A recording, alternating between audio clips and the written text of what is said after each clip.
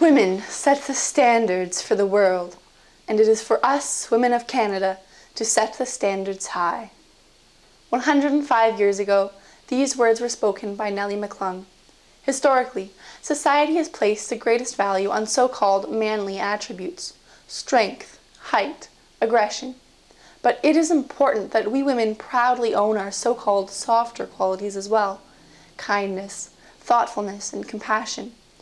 I think Mrs. McClung, who spoke those amazing words so many years ago, would agree.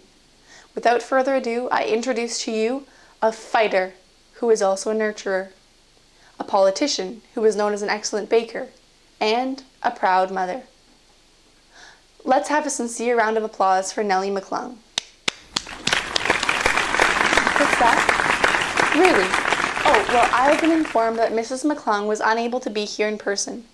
I guess it will be up to me to tell you the rest of her story myself. On a wet, snowy day, late in October of 1873 in Chatsworth, Ontario, Helen Letitia Mooney comes into the world. Her older siblings dote on her and give her a pet name, Nellie.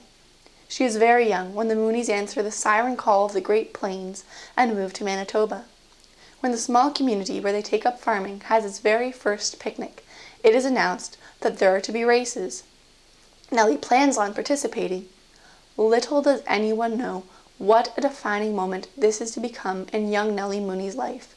She is told emphatically that the races are for boys only.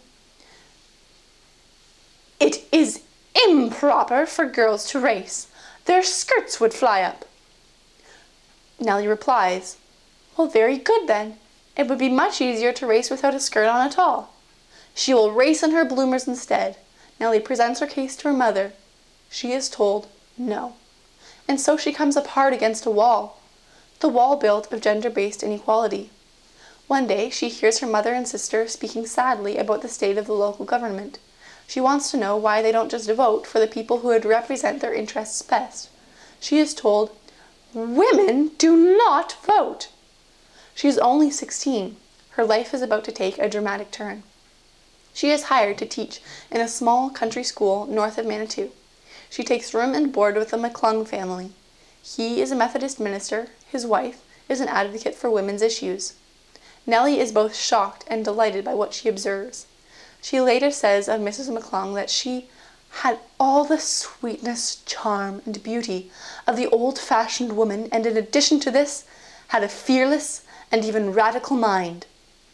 Each of the McClung children, including the boys, have an equal share of the household work. There are no special favors for the girls. They are expected to fully use their minds and abilities. Nellie Mooney also makes the acquaintance of their handsome eldest son, pharmacist Wesley McClung.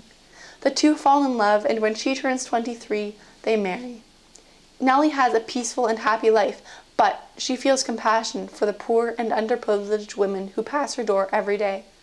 Little by little, she will effect change for these people. Nellie joins the Women's Christian Temperance Union, one of the most progressive and widespread groups of its time.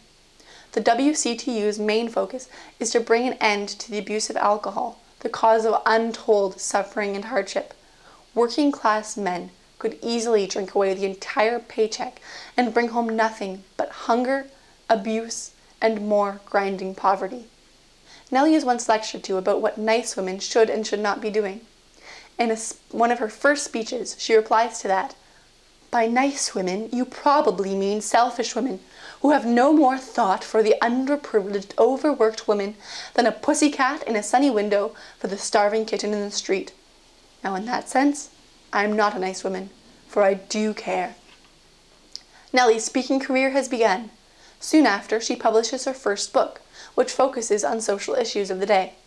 All this leads up to the moment when she will help to form the Political Equality League.